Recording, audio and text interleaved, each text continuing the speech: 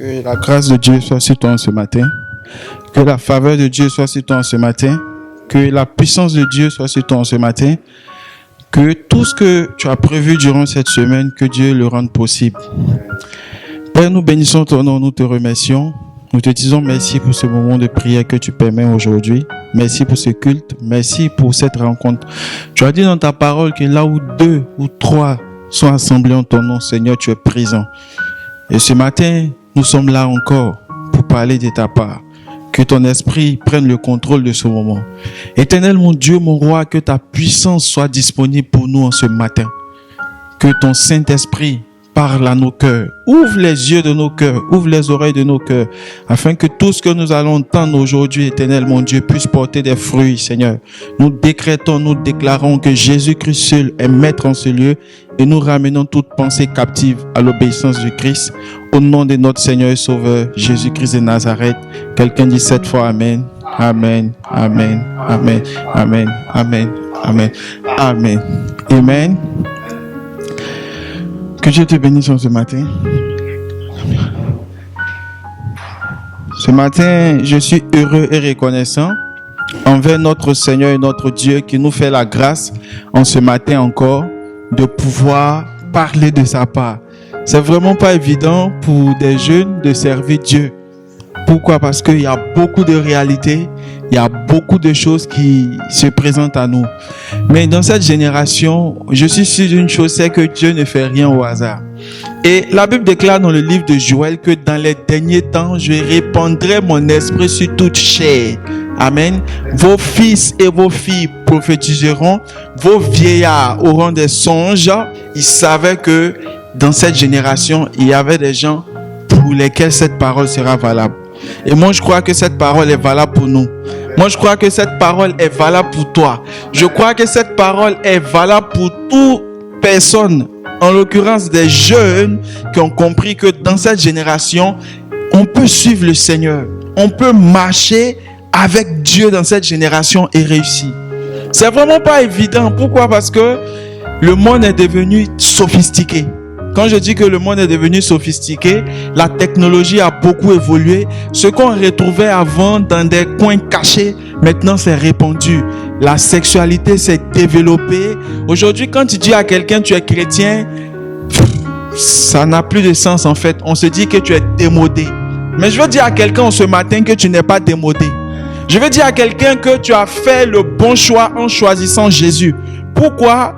Ce matin, je voulais prêcher sur un message salvateur, comme on a l'habitude de le faire. Mais je dis, le Saint-Esprit m'enseigne que non, il faut que nous prêchions les messages de base. Quelqu'un dit avec moi, le message de base. Quand on parle des messages de base, ce sont des messages sur lesquels sont fondées la foi chrétienne. Amen. Et moi, je crois que le nom de Jésus est toujours d'actualité. Amen. Je crois que la puissance de Jésus est toujours d'actualité. Regardons un peu comment les événements se déroulent actuellement. Des gens meurent en cascade. La pornographie, la sexualité, l'homosexualité, la corruption, le fétichisme, le mysticisme sont des choses répandues partout. Et quand tu parles de Jésus, c'est comme si tu venais faire la morale à quelqu'un. Moi, je me rappelle une fois, on était allé prêcher au Carrefour 9 kilos. On est arrivé même au Carrefour commissariat. Et on était en train de prêcher sur l'état de la société. Et il y a quelqu'un qui est venu nous menacer.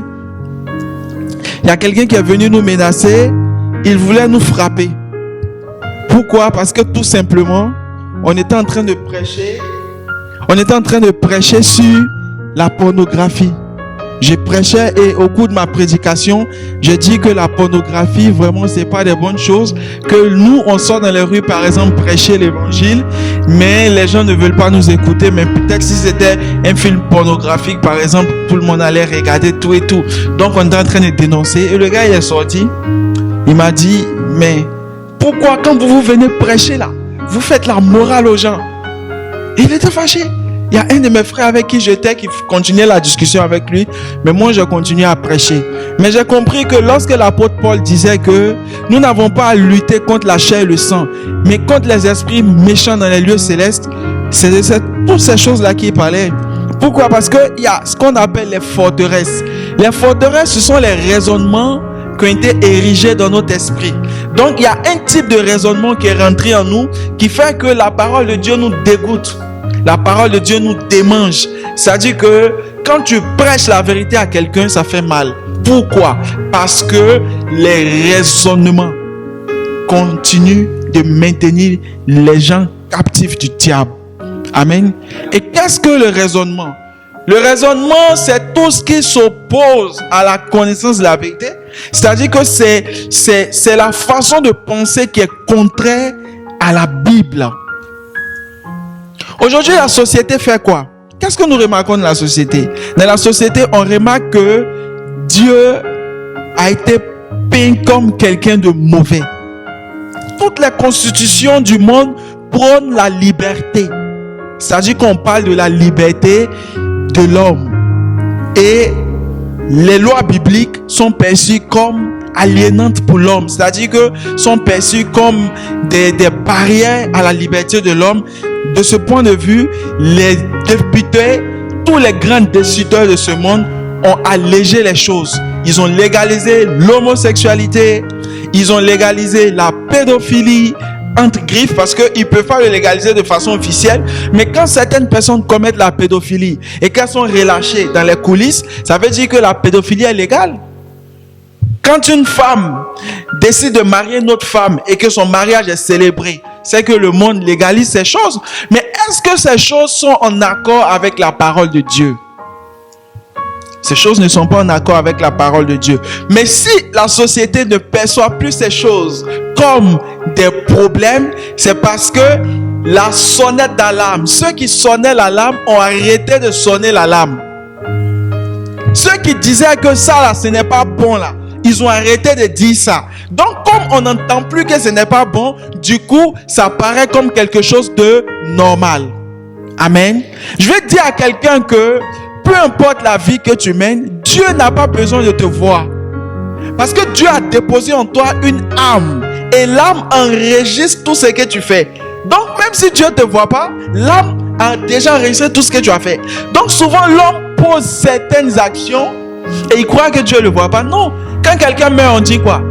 On dit il a rendu l'âme. Pourquoi on dit qu'il a rendu l'âme? Parce que l'âme là, c'est dedans se trouve la carte mémoire de l'être humain. Je vais dire à quelqu'un ce matin que peu importe la vie que tu mènes, il faut que tu fasses la paix avec Jésus-Christ de Nazareth. Pourquoi? Parce que c'est Jésus qui a la capacité d'effacer le péché de l'homme.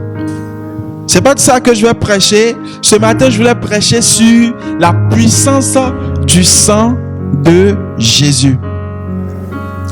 J'ai fait cette introduction, je suis passé par ce chemin pour faire comprendre que le monde a besoin de Jésus.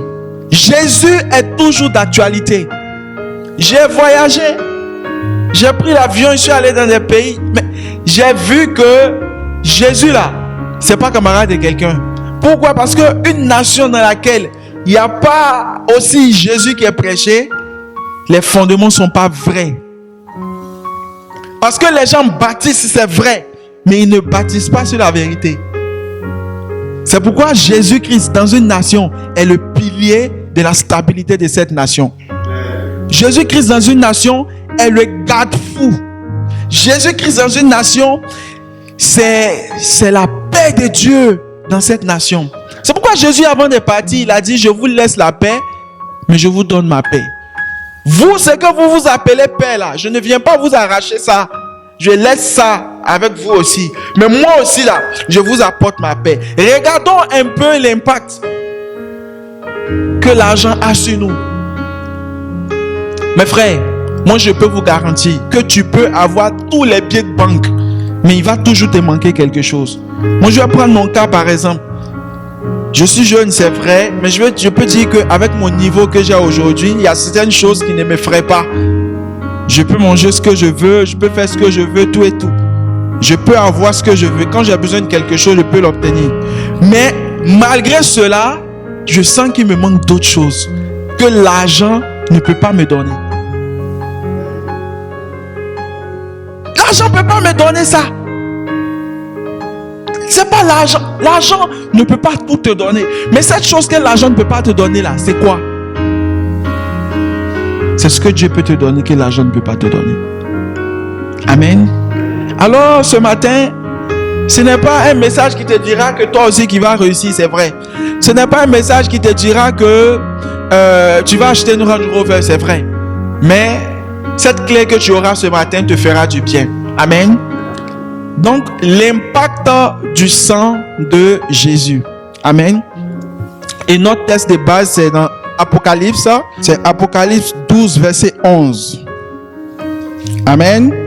Nous lisons dans Apocalypse 12, le verset 11, qui est notre texte de base. Mais eux, ils l'ont vaincu grâce au sang de l'agneau et grâce au témoignage qu'ils ont rendu pour lui, car ils n'ont pas aimé leur vie jusqu'à redouter de mourir. Amen. Mais eux, ils l'ont vaincu grâce au sang de l'agneau et grâce au témoignage qu'ils ont rendu pour lui, car ils n'ont pas aimé leur vie jusqu'à redouter de mourir. Quelle est ta version là-bas? Ici, c'est semeur. Okay, je lis la parole de Dieu. Lui second, lui second. Ils l'ont vaincu à cause du sang de l'agneau et à cause de la parole.